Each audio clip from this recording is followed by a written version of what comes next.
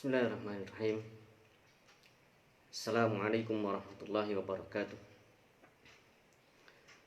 Alhamdulillahi wassalatu wassalamu ala rasulillah wa ala alihi wa ashabihi wa mawalah wa ba'd. Salihin salihat yang dimuliakan oleh Allah Subhanahu wa taala. Alhamdulillah pada pagi hari ini kita kembali dipertemukan oleh Allah Subhanahu wa taala di majelis ini, meskipun dengan jarak jauh, meskipun dengan online. Kembali kita mengangkat, membahas, mempelajari biografi sirah Rasulullah Sallallahu Alaihi Wasallam, manusia terbaik. Kita gali hikmah-hikmah di balik perjuangan dan pengorbanan beliau. Alhamdulillah, pada kesempatan kemarin kita telah membahas Rasulullah SAW memulai berdakwah, dakwah dengan sirriyah, dakwah dengan sembunyi-sembunyi selama 3 tahun. Memasuki tahun keempat, Rasulullah SAW diperintahkan oleh Allah Subhanahu wa taala untuk berdakwah secara terbuka, secara terang-terangan. Setelah 3 tahun pertama, Rasulullah berdakwah kepada orang-orang terdekat, orang-orang yang thiqah dengan beliau. Kemudian Allah perintahkan kepada Rasulullah SAW untuk berdakwah secara terang-terangan. Salah satu kisah yang terkenal adalah beliau naik ke Bukit Sofa, kemudian menyeru orang-orang Quraisy, oleh sekali, ya Bani Fihr, ya Bani Adi, dan seterusnya. Seandainya aku informasikan kepada kalian bahwa di balik bukit ini ada pasukan berkuda yang menyerang kalian, apakah kalian percaya? Ya, kami percaya, karena selama ini kami tidak pernah melihat engkau berdusta. Tapi setelah Rasulullah SAW menyampaikan bahwa beliau adalah nabi, beliau adalah utusan Allah, beliau menyampaikan bahwa setelah kehidupan dunia ini ada kehidupan akhirat, kemudian mereka berbalik 180 derajat mencela Rasulullah Sallallahu Alaihi Wasallam. Kondisi ini terus berlangsung, namun semakin ditekan ternyata semakin bertambah pengikut Rasulullah Sallallahu Alaihi Wasallam. Meskipun grafiknya tetap pelan, pertambahan pengikut Rasulullah SAW masih pelan, tidak sekencang nanti di Madinah. Di Mekah ini tetap bertambah terus, tapi grafiknya tidak semenanjak nanti di Madinah. Tapi di Mekah ini orang-orang yang masuk Islam adalah orang-orang yang betul-betul pilihan. Di masa-masa ini, setelah orang-orang Quraisy mengetahui bahwa semakin banyak pengikut Rasulullah dan mereka semakin berani, Rasulullah semakin berani mendakwahkan ajaran Islam ini secara terbuka, mereka semakin keras menentang. Tapi pengikut Rasulullah SAW ini ada orang-orang dari putra-putra terbaik dari kabilah-kabilah Quraisy, tapi ada juga dari kalangan para budak.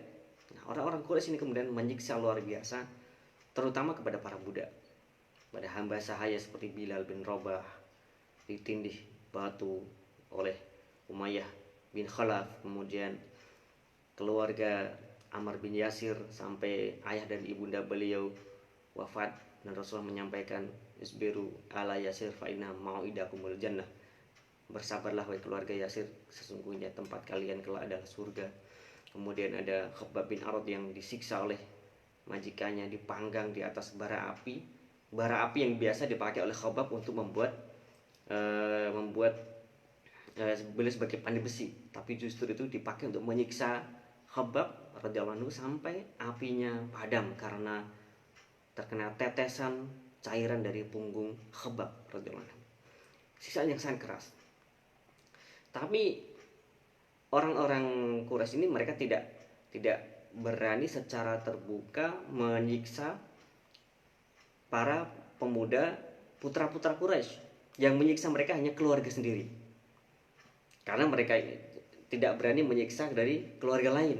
Seperti Utsman bin Affan disiksa oleh keluarga sendiri, Sa'ad bin Abi Waqqas disiksa tapi oleh keluarga sendiri. Beberapa para sahabat seperti itu.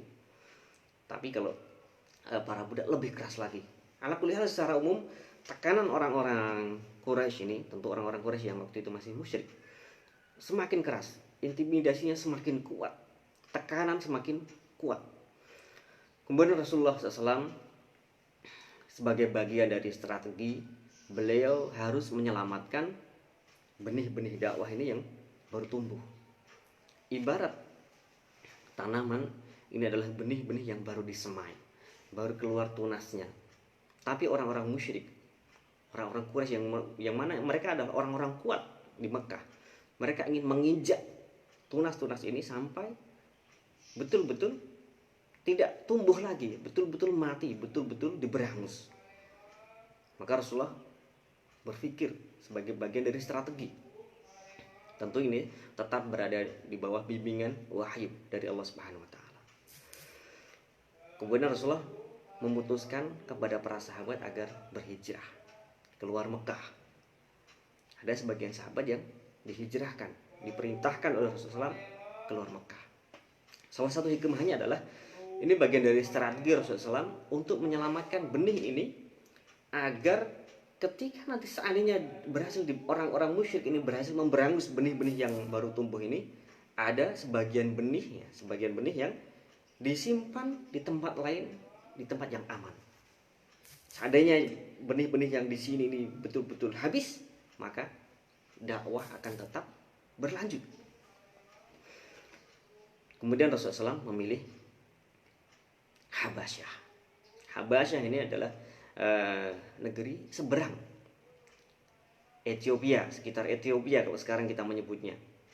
Bukan hanya berbeda negara, berbeda benua dengan Saudi Arabia. Habasyah itu Ethiopia, sudah masuk Afrika, harus menyeberang Laut Merah. Dulu pelabuhannya di Laut Syuaibah kalau tidak salah. Pelabuhannya menyeberang ke sana dari Mekah, perjalanan dulu. Kalau sekarang pelabuhannya Jeddah, pelabuhan di zaman itu. Kemudian dari sini kita mengambil hikmah, mengambil ibrah, mengambil pelajaran. Kenapa Rasulullah SAW harus jauh-jauh memilih ke Habasyah? Kenapa tidak yang dekat-dekat saja? Habasyah itu selain jaraknya sangat jauh, Habasyah itu berbeda dengan Arab, berbeda warna kulit, berbeda budaya, berbeda bahasa. Tapi kenapa Rasulullah memilih Habasyah? Kenapa tidak yang dekat di sekitar Mekah ini, di Jazirah Arab, dekat-dekat Mekah ada banyak kabilah. Ada Bani Sakif di Taif, ada kabilah-kabilah seperti Hawazin di Hunain, ada kabilah Bani Bakr, ada Ghatafan, ada yang lain-lain. Kenapa Rasul tidak memilih itu? Dari sisi jarak jelas dekat. Jadi kalau ada apa-apa, misalnya sebagian sahabat ini mau ditarik atau Rasulullah ingin menengok, menjenguk dan seterusnya, ada kedekatan secara jarak, bisa ditempuh dengan perjalanan darat. Tapi kenapa Rasulullah tidak memilih itu? Rasulullah tidak memilih ada Bani Bakar, Bani Amir, Bani Ghatafan, Bani Sakif, dan wilayah-wilayah di sekitar Mekah. Rasulullah juga tidak memilih selain yang di sekitar Mekah ini, ya, ada Yasrib, waktu itu yang sekarang disebut Madinah. Kabilah-kabilah di sekitar Mekah, meskipun jaraknya dekat, meskipun tidak ada hambatan dari sisi budaya, bahasa, kebiasaan hidup dan seterusnya, tapi kabilah-kabilah ini yang ada di sekitar Mekah, mereka punya hubungan yang sangat kuat dengan Quraisy, dengan suku Quraisy. Dan juga bukan hanya kedekatan, tapi mereka ini berada di bawah pengaruh Quraisy, di bawah pengaruh suku Quraisy. Orang Quraisy itu, suku Quraisy itu sangat terpandang, sangat dihormati. Seandainya nanti para pembesar Quraisy mengirim utusan dan meminta, wahai orang-orang Thaqif, mengirim utusan ke Taif, tolong kirim balik itu sahabat-sahabat Muhammad, pasti orang-orang di Taif akan mengirim balik itu, mendeportasi, memulangkan para sahabat, karena mereka tidak berani berhadapan, berkonfrontasi dengan Quraisy. Untuk apa? Menolong orang-orang yang hanya menyebabkan mereka berkonfrontasi dengan Quraisy. Maka Rasulullah tidak memilih kabilah-kabilah ini. Yasrib juga seperti itu, ya, sekarang Madinah. Waktu itu Yasrib, di sana belum ada satu orang pun Muslim, belum ada satu orang pun yang beragama Islam. Dan juga kondisi Yasrib waktu itu masih bergejolak. sampai beberapa tahun sebelum Rasulullah hijrah ke Madinah, ke Yathrib ya, sebelumnya namanya itu, di saat terjadi perang saudara berlarut-larut, dan perang terbesar itu adalah perang Bu'ath yang terjadi beberapa tahun sebelum Rasul hijrah. Artinya Yathrib waktu itu kondisinya tidak memungkinkan. Selain tidak ada muslim, selain mereka masih musyrik, mereka juga terlibat, ada kemelut perang di antara mereka. Rasulullah juga tidak memilih menghijrahkan ke wilayah Irak atau Syam. Wilayah Irak di sana ada Hirah, ada kabilah-kabilah Arab di sana, ada Bani Syaiban. Bani Syaiban ini nanti juga didakwahi Rasulullah nanti di tahun-tahun ke-10 ketika Rasulullah mulai mencoba mendakwahi orang-orang di luar Mekah. Bani Syaiban termasuk didakwahi. Tapi kenapa di tahun selepas tahun ketiga, tahun keempat, tahun kelima, Rasulullah tidak mencoba ke Bani Syaiban? Karena di wilayah Irak ini mereka berada di bawah pengaruh Persia. Persia kita tahu, Persia musyrik. Kemudian kenapa tidak ke Syam? Di sana ada Ghassan, orang-orang Arab juga. Jadi secara budaya, secara bahasa tidak ada hambatan. Tapi Rasulullah tidak memilih itu. Kenapa? Rasulullah juga tidak memilih Mesir. Sama juga Syam ini, Ghassan dan sekitarnya. Yang di Syam ini, kalau yang di Irak itu berada di bawah pengaruh Persia, yang di Syam ini berada di bawah pengaruh Romawi. Sama juga Mesir, mereka berada di bawah pengaruh Romawi. Kemudian Rasulullah SAW memilih atau mengarahkan para sahabat untuk ke Habasyah. Rasulullah tidak memilih Syam, Irak, Mesir, termasuk Yaman juga. Yaman itu sama juga, Yaman di masa Rasulullah SAW berada di bawah pengaruh Persia. Dulu di masa-masa di zaman Abraha itu di bawah pengaruh Habasyah, tapi setelah itu ditaklukkan oleh Persia. Rasulullah tidak mengirim para sahabat hijrahnya ke Yaman. Rasul kemudian mengarahkan sahabat, Rasul pilihkan tempat yaitu Habasyah. Apa rahasianya? Kenapa Rasul memilih Habasyah? Habasyah ini dari sisi jarak sangat jauh, harus menyeberang laut. Ada perbedaan budaya, bahasa, warna kulitnya berbeda. Tapi bahkan bahasa pun berbeda. Tapi Rasul memilih itu. Kenapa? Habasyah ini meskipun ada kekurangan tadi, dari sisi jarak, dari sisi ada hambatan bahasa, budaya, tapi Habasyah ini memiliki banyak kelebihan yang tidak dimiliki tadi wilayah-wilayah sekitar Mekah atau wilayah-wilayah di tanah di Jazirah Arab.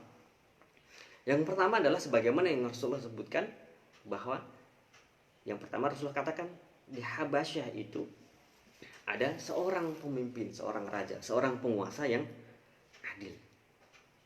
Jadi sebab utama adalah Rasulullah pilih keadilannya. Rasulullah SAW mengatakan kepada para sahabat, lau kharajtum, sebaiknya kalian berangkat keluar hijrah ilal Habasyah, ke negeri Habasyah. Kenapa? Kata Rasulullah SAW, fa inna biha malikan la yudlamu indahu ahad. Karena di sana di Habasyah ada seorang raja, seorang penguasa yang tidak menzalimi siapapun di negeri itu.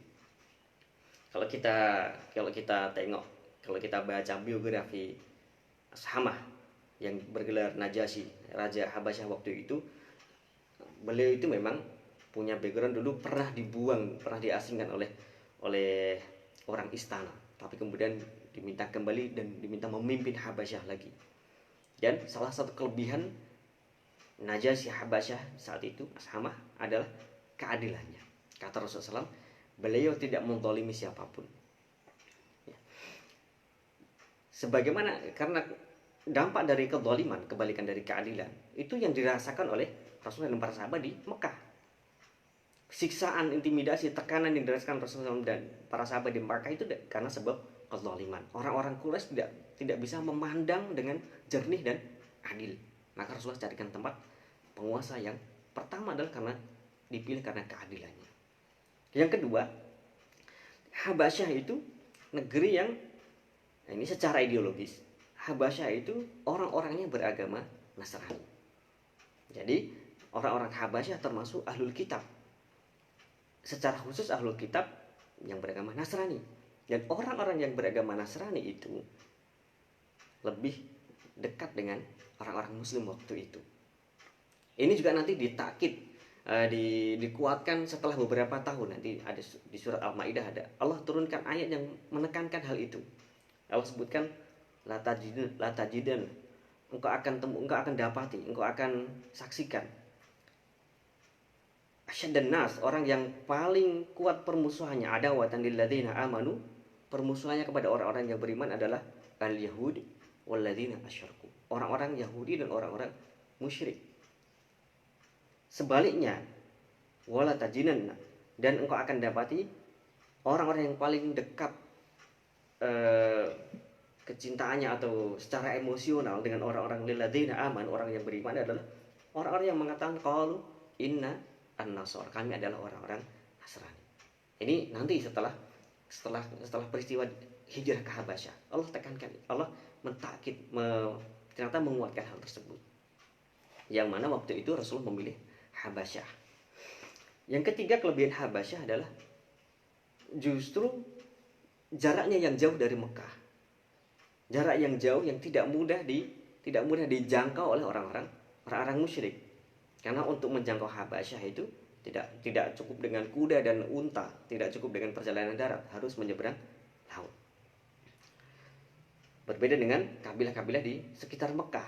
Kalau orang-orang Quraisy ingin mengejar, bahkan mendatangi, memberangus, menyerang itu mudah, tapi Habasyah tidak semudah itu. Yang keempat, Habasyah adalah negeri yang independen, yang merdeka secara politis. Meskipun ada hubungan dengan Romawi dan Mesir, tapi hubungan dengan Romawi dan Mesir sebatas karena kedekatan ideologis, sama-sama beragama Nasrani. Tapi secara politis Habasyah itu berdiri sendiri, independen. Tidak seperti Mesir.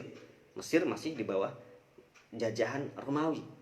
Tidak seperti wilayah Syam, beragama Nasrani tapi berada di bawah kekuasaan Romawi. Habasyah ini meskipun sama-sama Nasrani seperti Romawi, seperti Mesir, seperti Syam, tapi Najasyi Habasyah atau negeri Habasyah yang dipimpin oleh Najasyi ini berdiri sendiri, berdaulat, merdeka sepenuhnya.